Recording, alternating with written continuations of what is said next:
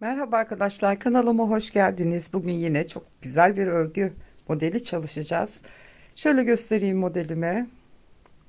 Şu şekilde çok hoş bir yelek. Bu Angora Gold iplerle çok güzel çeyizlik yelekler olabilir.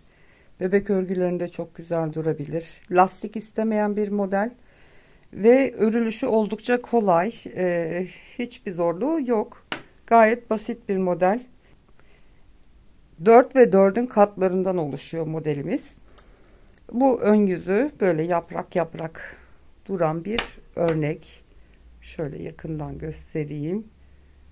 Arka yüzü de bu şekilde görünüyor arkadaşlar.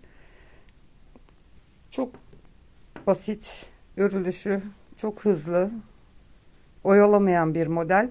Şimdi ben size yapılışını anlatmaya çalışacağım. 4 ve 4'ün katları demiştik. Ben şöyle şişime 16 tane ilmek attım. Şimdi modelin örülüşüne geçelim. Evet arkadaşlar, örgümüze kenar ilmeğimizle başlıyoruz. Ben kenar ilmeğini düz olarak örüyorum. Ondan sonra 2 tane ters, 2 tane düz, 2 ters 2 düz örülecek bütün sıra. 2 tane ters 2 tane düz ördüm. Tekrar 2 tane ters örüyorum. 2 tane düz, 2 ters, 2 tane düz, yine 2 tane ters ve sondaki kenar ilmeğimi ben sıra başında örüyorum.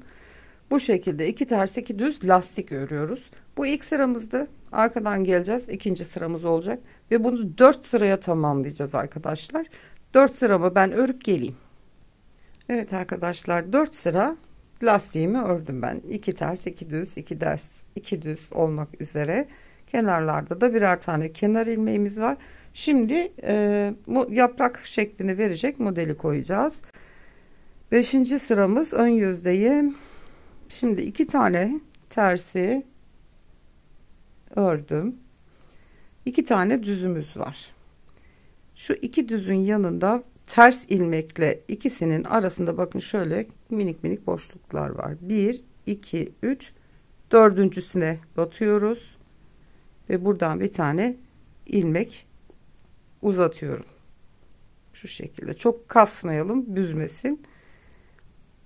Devamında 2 tane düzümü örüyorum. Şu şekilde ilkini yapmış olduk. Yine 2 tane tersimi örüyorum. Düz ilmeklere geldim.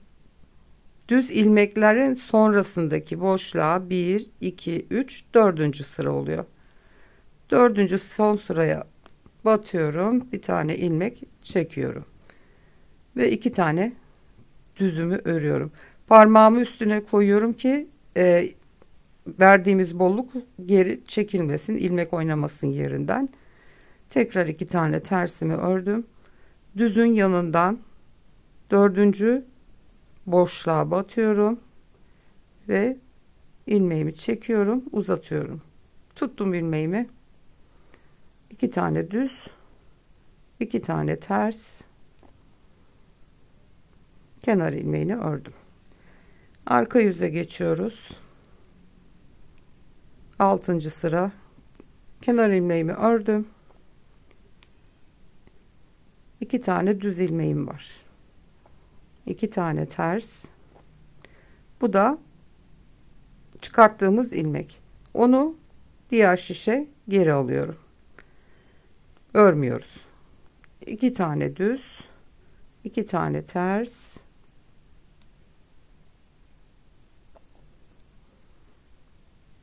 Çıkarttığımız ilmek sağ şişime alıyorum. Örmeden. 2 tane düzümüz, 2 ters. Çıkarttığımız ilmeği boş olarak alıyorum şişe ve son 2 ilmeğimi düz olarak ördüm, kenar ilmeği. Evet, 6. sırayı da bitirdik. 7. sırada kenar ilmeğini ördüm. Önce 2 tane tersim var. Şimdi burada çıkarttığımız ilmek ve arkasında 2 tane düz ilmeğimiz var. Çıkarttığımız ilmek ve düz ilmeği birlikte keserek örüyoruz. İkincisini örüyorum. Yani ilmek sayımızı eski haline getireceğiz. 2 tersi örüyorum. Uzattığımız ilmek, eğer ilmeğiniz dönükse şu şekilde yönünü çevirebilirsiniz. Birlikte ördüm. İkinci düzümü ördüm. 2 ters ilmeğim. Dönük ilmeğimi düzelttim. Birlikte ördüm arkasındaki düz ilmekle. İkinci düzümü ördüm. 2 tersimi örüyorum ve kenar ilmeğim. 7. sıramızda bu şekildeydi arkadaşlar. İlmek sayımı tekrar eski haline getirmiş oldum. Arka yüzünde 8. sıra 2 tane düz, 2 tane ters, 2 düz, 2 ters ilmekleri gördüğüm şekliyle örüyorum ve ilk modelimiz 8 sırada bitmiş oldu. Şimdi ikinci sefer modeli kurarken 8 sırada değil 6 sırada bir olacak. Bu ilk başlangıç olduğu için 8 sıraya tekabül ediyor. Ve yönünü değiştireceğiz. Şu çıkarttığımız ilmeklerin yönleri değişecek. Şimdi yapmamız gereken tekrar ön yüzde başta nasıl 4 sıra 2 ters 2 düz örmüştük. Aynı şekilde bu ikinci modelimizin ilk sırası ve bunu 4 sıraya tamamlayacağız. 2 ters 2 düz örerek 4 sıra lastiğimizi örelim. Evet, şöyle modelden sonra 4 sıra lastiğimi ördüm. Şurada gördüğünüz gibi 1 2 3 4 5 sıra görünüyor. O neden oldu? İlmekleri kestikten sonra birlikte ördük ya, burada sıraya döndüğümüzde bir sıra lastik örmüştük modeli bitirirken. O yüzden şu anda burası 5 sıra görünüyor. O sizi yanıltmasın. Şimdi ikinci kez modeli birlikte kuralım. Kenar ilmeğini örüyorum. 2 tane tersimi ördüm. Şimdi geçen sefer yaparken düzleri örmemiştik. Önce ilmek çıkartıp düzleri sonra örmüştük. Bu sefer düz ilmekleri örüyorum.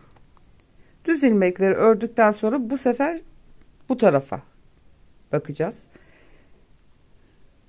Burada şimdi 5 sıra alta denk geliyor. Çünkü dediğim gibi arka sırada ilk modeli bitirirken bir sıra ters, 2 ters bir düz ördük bir sıra, o yüzden. Şimdi buradan 1 2 3 4 5. boşluğa batıyoruz. Yani şunun tam çıkarttığımız ilmeğin hizasına denk geliyor. Oraya batıyorum ve bir tane ilmek uzatıyorum. İpimi öne alıyorum. Terslerimi örüyorum. 2 düzü örüyorduk bu sefer. Yine 5 boşluk aşağı ineceğiz. 1 2 3 4. Şöyle göstereyim size. Bakın, arasına ayırdığım zaman şurada iki ters ilmekle düz ilmeğin arasında, bakın hemen şu kabartıların yanında boşluklar var. O boşlukların içine batıyoruz. O da dediğim gibi tam şu ilmeğin yanına. Bakın şurada bir boşluk var. Hemen hemen oraya tekabül ediyor. 1 2 3 4 5. Evet, bir üst sırasına, şuraya değil bir üstündekine 5. boşluğa batıp bir ilmek uzatıyorum. Bu arada ilmeğimi kaçırıyormuşum. İpimi öne alıyorum ve 2 tane tersimi örüyorum. 2 tane düzümü örüyorum. Ve tekrar bakın, şurası şu ilmeğin çıktığı boşluk, onun bir üstüne batıyoruz hemen şuraya. Şu ilmeğin olduğu boşluk değil, onun bir üstüne yukarıdan aşağı 5. boşluğa yani batıyoruz ve ilmeğimizi uzatıyoruz. İpimi öne alıyorum, kalan ilmeklerimi örüyorum. Arka yüzde tekrar 2 tane düzümü örüyorum. Gördüğüm ilmeği boş olarak, çıkarttığımız ilmeği boş olarak alıyorum.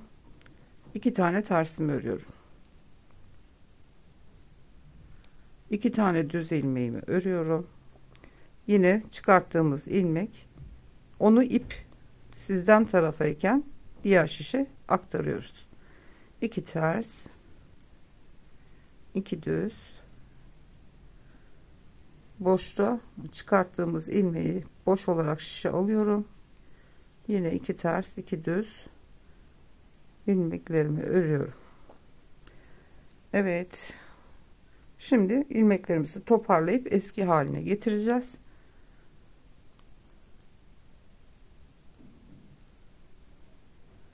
Kenar ilmeğini aldım.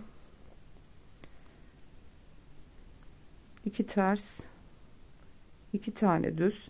Şimdi bakın, bunun yönünü çevirmeyeceğim. Bakın ilmek dönük, onu çevireceğim. Sizde de eğer dönükse çevirebilirsiniz. Çünkü soldan sağa doğru alıp ilmeği öreceğim. Bu şekilde düz dursun diye. Eğer sizin ilmekleriniz diğer türlü örüyorsanız, ipi bu elinizde tutuyorsunuz, ilmek dönük olmayacaktır. Bu taraftaki dönük olacaktır. Dönen ilmeklerinizi bu şekilde düzeltebilirsiniz. Düzümün bir tanesini ördüm, ikincisi burada. İlmeğin yönünü değiştiriyorum, soldan sağa doğru ikisini birlikte örüyorum. 2 tane ters, bir düz, ikinci düzümü döndürüyorum ilmeğimi ve soldan sağa doğru ikisini birlikte örüyorum. Evet, görmüş olduğunuz gibi ikinci kez modelin biri, şu lastikler burada solda. Şimdi buradan çıkanlar yukarıya doğru, şimdi 4 sıra daha lastik öreceğiz ya, o da uzayacak bunun gibi, bu da bu tarafta olacak. Çıkarttığımız ilmeklerin biri sağa biri sola bakıyor, çok hoş duruyor model. Son 2 ilmeğimi örüyorum ve arka yüzde ne yapıyorduk? Bir sıra 2 düz, 2 ters, bir sıra örüyorduk.